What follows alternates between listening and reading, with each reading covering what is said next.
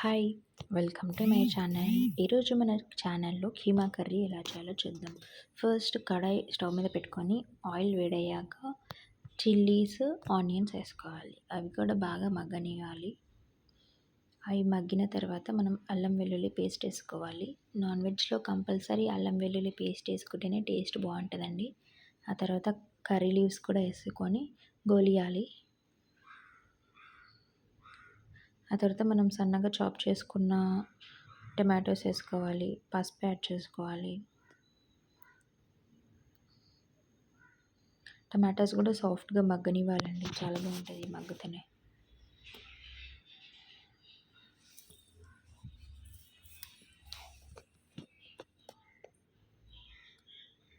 మూత పెట్టి 2 మినిట్స్ మగ్గనివ్వాలి. ఆ తర్వాత మనం నీట్గా వాష్ చేసుకోవాలి కీమా అనేది. నీట్గా అంటే చాలా నీట్గా వాష్ చేసుకోవాలండి కీమాని, ఎందుకంటే వాళ్ళు సన్నగా పీట మీద కట్ చేస్తారు కాబట్టి. మంచిగా మగ్గాలి టమాటోస్, ఆనియన్స్. ఆ మగ్గిన దాని తర్వాతనే మనము వాష్ చేసుకొని పెట్టుకున్న కీమాని కూడా యాడ్ చేసుకోవాలి.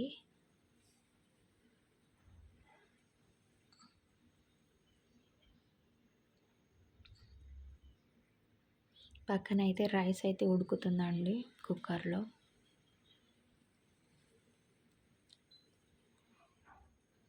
చూస్తున్నారు కదా, ఇలా యాడ్ చేసేసుకోవాలి కీమాని.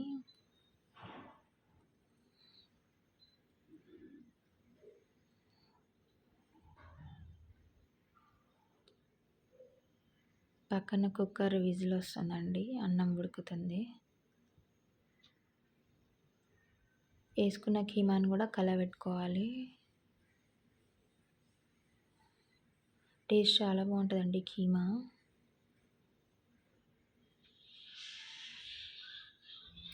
కీమా వేసుకున్న తర్వాత మనము కారం, ఉప్పు, మసాలా, ధనియా పౌడర్, గరం మసాలా అన్నీ వేసేసుకొని 2 మినిట్స్ మగ్గిన తర్వాత వాటర్ వేసుకోవాలి.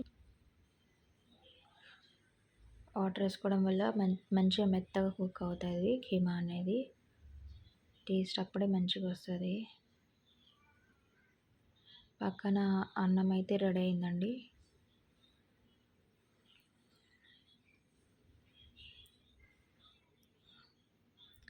ఇలా కుక్ అయిపోయిన తర్వాత మనం లాస్ట్లో కొబ్బరి పొడి యాడ్ చేసుకోవాలి. Simple and tasty keema curry ready అండి. వీడియో నచ్చితే like, share and subscribe to my channel. Thanks for watching.